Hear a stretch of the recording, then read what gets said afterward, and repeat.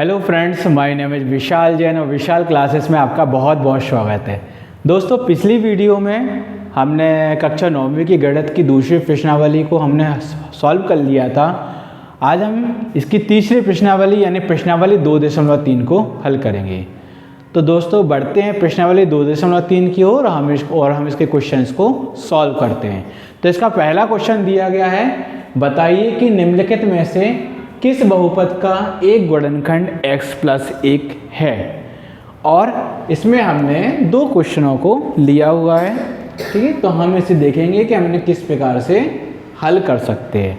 तो पहला क्वेश्चन आपका दिया है x³ + x² + x + 1। तो इसको हम किस प्रकार से सॉल्व करेंगे, कैसे हम पता करेंगे कि इस बहुपद का एक गुणनखंड x + 1 है अथवा नहीं है। तो दोस्तों, सबसे पहले हम क्या करते हैं, जो हमें गुणनखंड ने बोला हुआ है हम इसको लिखते हैं। क्या वो लिखते हैं, यदि x + 1 बराबर कितना है हमारा 0, जो हमें यहाँ पे दिया गया था x + 1, तब लिखें यदि x + 1 बराबर 0, तब x बराबर कितना आ जाएगा, 1 का उसका पक्षांतर कर देंगे तो कितना हो जाएगा, ये -1 आ जाएगा। अभी x का मान हम इसे समीकरण इस बहुपद में रख देते हैं। तो हम क्या लिखेंगे, बहुपद में x का मान रखने पर, बहुपद में x का मान रखने पर बहुपद कितना है, x³ धन x² प्लस x + 1, ठीक है। तो यहाँ पे हम x का मान रखते हैं। x का मान कितना है, -1, तो -1³ प्लस -1² प्लस -1 प्लस 0, ठीक है। अच्छा, हम इसे सबसे पहले कुछ मान भी लेते हैं। हम इसे किसी के बराबर मान लें, माना कि हम इसे px कर लें, ठीक है। px के बराबर ये चीज़ हमें दी गई है, तो यहाँ पे हम कितना लिखेंगे, p-1, ठीक है।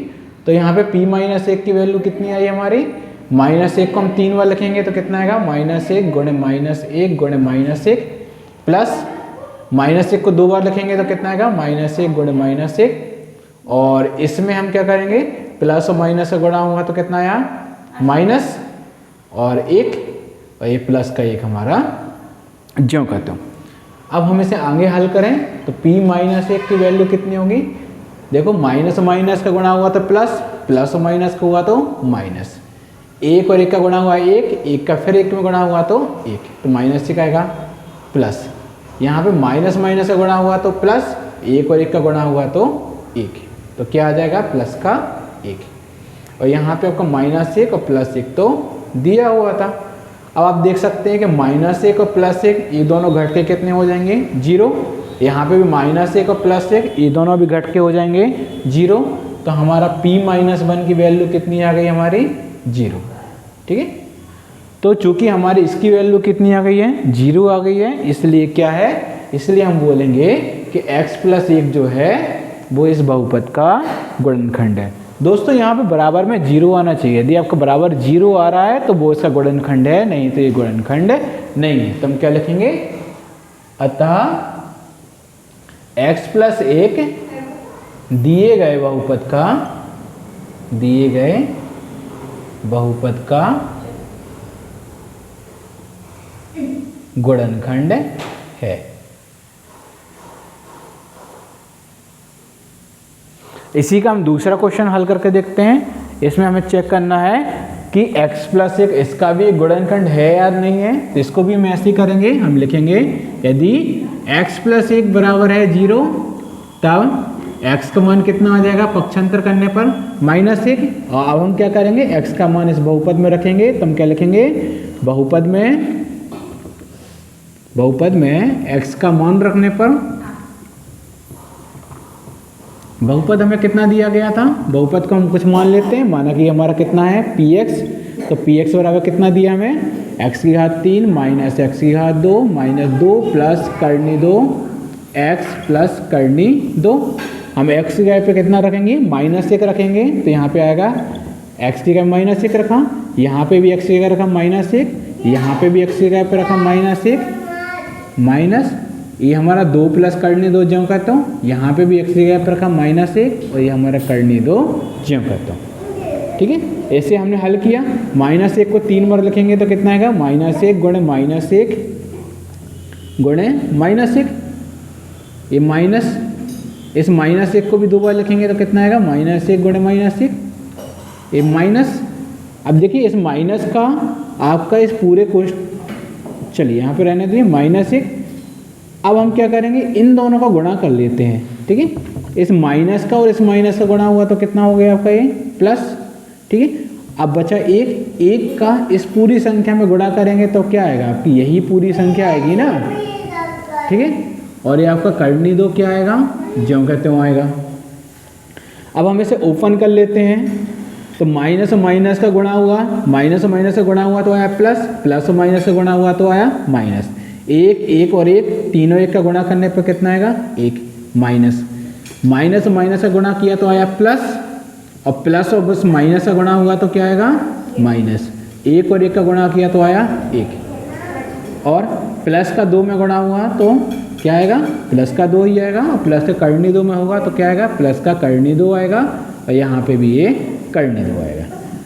अब हम इसे आगे देखें तो आपका माइनस माइनस की दोनों संख्याएं जुड़ जाएंगी, तो -1 है -1 कितना आएगा, माइनस का 2 आ जाएगा। यहाँ पे आपका क्या दिया है, प्लस का 2 दिया हुआ है, और करनी 2 जोड़ के कितने हो जाएंगे, 2 करनी 2। अब आप यहाँ पे देख सकते हैं कि -2 और +2 ये दोनों घट जाएंगे, तो घट के कितना हो जाएगा, 0। तो ये तो चीज़ें आपकी 0 हो गई। अब बचा कितना, केवल 2 करनी 2। अब आप यहाँ पे क्या देख रहे हैं, ये आगे तो इसके आगे सॉल्व नहीं होगा, तो -1 की वैल्यू क्या, 0 आ रही, क्या ये 0 नहीं है, तो इसकी वैल्यू क्या है, 0 के बराबर नहीं है। 0 के बराबर नहीं है तो हम क्या लिखेंगे, ये अतः दिया गया, अतः x + 1 दिए गए बहुपद का शून्यक या गुणनखंड नहीं है। अतः x + 1 दिए गए बहुपद का गुणनखंड नहीं है। अब दोस्तों हम इसका दूसरा, तो दोस्तों इसके दूसरे क्वेश्चन में दिया गया है कि गुणनखंड प्रमेय लागू करके बताइए कि निम्नलिखित स्थितियों में से प्रत्येक स्थिति में gx px का एक गुणनखंड है, और हमने px बराबर यहाँ पे एक बहुपद हमें दिया गया है। तो जैसा हमने पिछली वीडियो में किया हुआ था, हमने देखा हुआ था कि यदि इसका px का मान 0 के बराबर आता है, ठीक है, तो वह उसका एक गुणनखंड होता है। यदि 0 के बराबर नहीं आया तो वो गुणनखंड नहीं है। तो जो हमने पिछली वीडियो में किया हुआ था वो हमारी गुणनखंड प्रमेय या शेषफल प्रमेय ही कहलाती है। तो आपको इसमें कंफ्यूज नहीं होना है ये हमारी गुणनखंड प्रमेय कौन सी है। जो ऐसा हमने पिछले क्वेश्चन में किया था वो हमारी गुणनखंड प्रमेय या शेषफल प्रमेय ही कहलाती है। जैसे कैसे हल करेंगे, हमें यहाँ पे दिया गया है px और gx का मान कितना दिया गया है, देखते हैं हम इसे। gx का मान दिया गया है x + 1। तो यहाँ पे आपका gx का मान दिया गया है x + 1। माफी चाहूँगा वो मैं लिखना भूल गया था।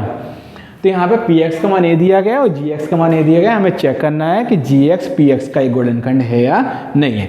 तो सबसे पहले हम क्या करते हैं, इस gx को 0 के बराबर करते हैं। तो हम लिखते हैं यदि gx कितना है, 0 है, तो gx का मान हमें कितना दिया था, x + 1। तो x + 1 बराबर कितना हो जाएगा, 0। x का मान उस तरफ ले जाएं तो कितना हो जाएगा, ये -1। अब x का जो ये मान निकला है, इस x के मान को हम px में रखते हैं। तो हम क्या लिखेंगे, x बराबर -1 px में रखने पर, ठीक है, px में रखेंगे। तो px हमें कितना दिया गया है, px हमें दिया गया है px बराबर 2x की घात 3 + x की घात 2 -2x -1। तो x का मान रखेंगे हम यहाँ पे कितना, -1, 2। यहाँ पे भी x का मान रखेंगे -1, तो -1 की घात 3। यहाँ पे x का मान रखेंगे -1, तो -1 की घात 2। -2 ज्यों करता हूँ और x के स्थान पे यहाँ पे भी रखेंगे -1, और ये हमारा -1 ज्यों करता हूँ। अब क्या करेंगे हम इसमें, -1 की घात 3 के लिए खोल देंगे। कितने बार लिखेंगे इसे, 3 बार। तो -1 गुणे -1 और गुणे -1, ठीक है, प्लस इस -1 को लिखेंगे 2 बार, तो -1 गुणे -1 -2। अब देखना दोस्तों यहाँ पे माइनस और माइनस का गुणा होगा तो क्या होगा, प्लस हो जाएगा, और 2 एकम 2, तो कितना आ जाएगा प्लस का 2, और ये -1 हमारा ज्यों करते हो। अब क्या करेंगे, अब हम इसे आगे सॉल्व करेंगे, इसका कोष्टक को हल करेंगे। तो यहाँ पे क्या दिया था इसको समझते हैं, माइनस और माइनस का गुणा हुआ तो प्लस, प्लस और माइनस का गुणा हुआ तो माइनस, 2 और 1 का गुणा हुआ तो 2 एकम 2, फिर 2 का 1 में हुआ तो 2 एकम 2, फिर 2 एकम 2, तो यहाँ पे कितना आ जाएगा 2।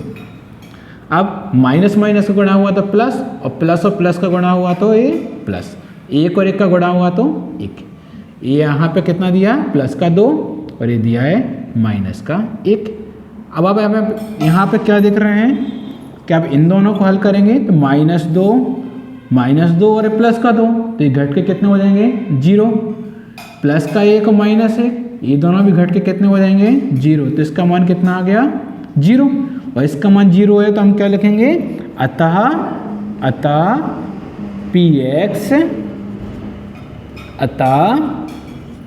gx px का एक गुणनखंड है। अतः gx px का एक गुणनखंड है।